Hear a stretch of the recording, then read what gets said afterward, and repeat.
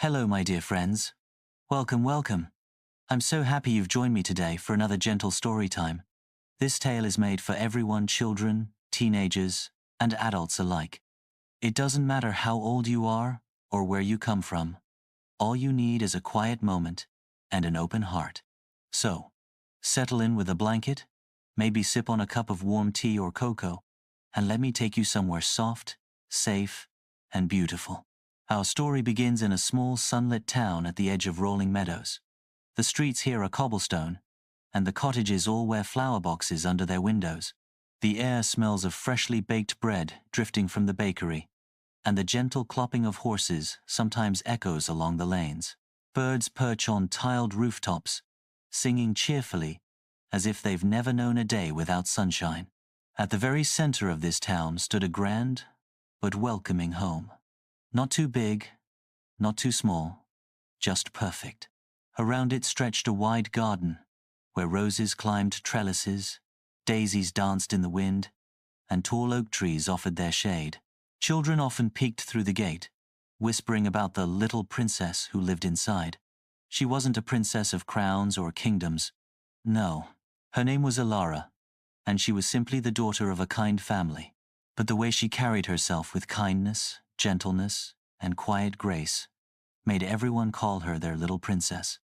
Alara's hair was golden brown, like honey touched by sunlight, and her eyes sparkled with curiosity.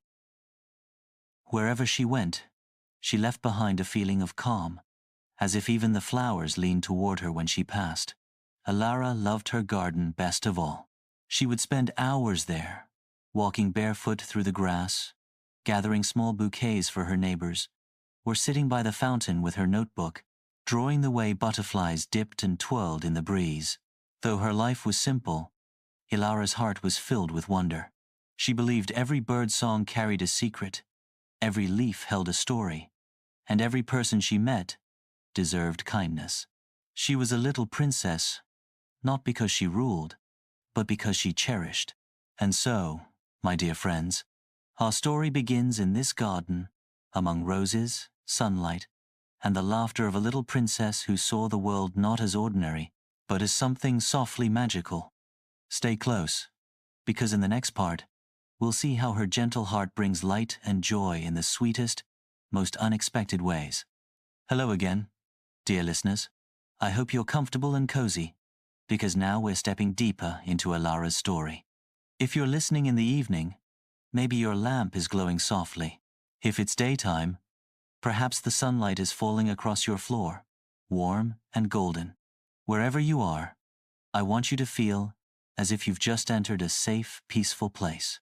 Alara's days flowed gently, much like a stream winding through a meadow. Each morning she walked through the garden, checking on her flowers as if they were dear friends.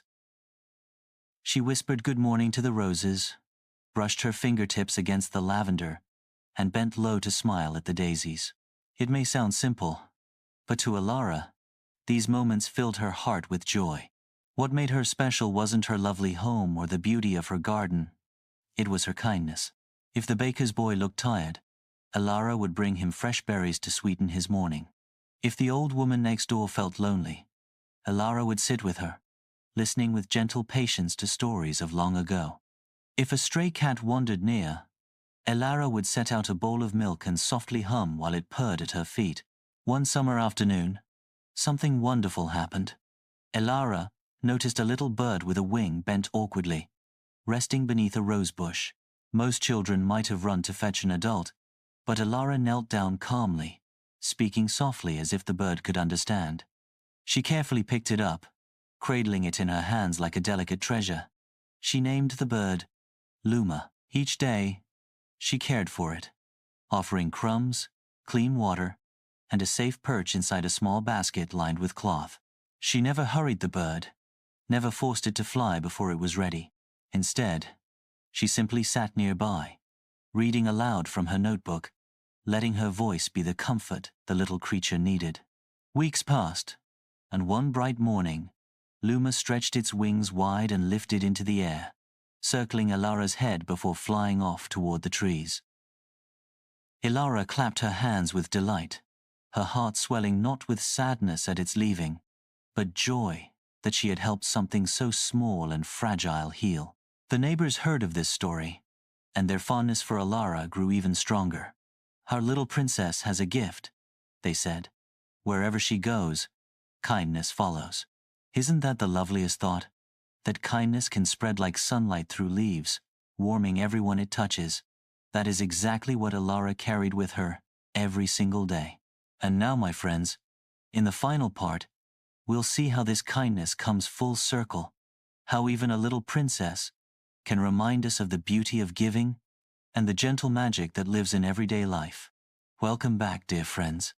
This is the last part of our story, and I'm so glad you've stayed with me. Let's wrap up this tale together, gently and warmly, like tying a ribbon on a gift.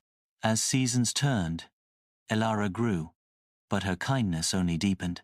The townsfolk no longer called her Little Princess because of her age, but because of the way she made everyone feel seen, valued, and cared for. She carried the same gentle grace whether she was speaking to the mayor, a child, or even a wandering traveler. One chilly autumn morning, Alara woke early to find frost sparkling on the garden leaves. She pulled her shawl close and stepped outside, her breath curling like smoke in the cold air. She noticed footprints on the path, small, hurried ones that led to her gate. There, resting on the stone wall, was a basket. Inside lay a loaf of warm bread, a jar of honey, and a little note that read, "For the princess who always shares her light." Alara smiled softly, her eyes misty. This was the first time she had been surprised with such a gift, and it reminded her of something important, that kindness, once given, always finds its way back. Just as she had cared for the bird, and the bird had flown free, so too had her care touched others, and now they wished to care for her. From then on, her garden became more than just hers. Villagers came to plant new flowers, bring little offerings, or simply sit with her among the roses. Children played by the fountain, elders rested under the oaks, and laughter often drifted out of her gates. The place was no longer just a garden, it was a haven of kindness, rooted in the love Alara had sown day by day. And so, the little princess became not just one girl, but a symbol of what the whole town cherished: gentleness, wonder, and kindness that grew brighter with every season. So, my dear listeners, as we close this story tonight, I hope Alara stays with you like a warm ember in your heart. May you remember that being a princess is not about crowns or castles, but about how softly you hold the world, how kindly you meet each day, and how you choose to share light. Thank you for spending this time with me. If you enjoyed this story, don't forget to like, subscribe, and come back for more cozy tales. There will always be another waiting for you here, filled with warmth, beauty, and gentle wonder. Until then, take care, stay kind, and may your days sparkle like morning dew in the garden of your life.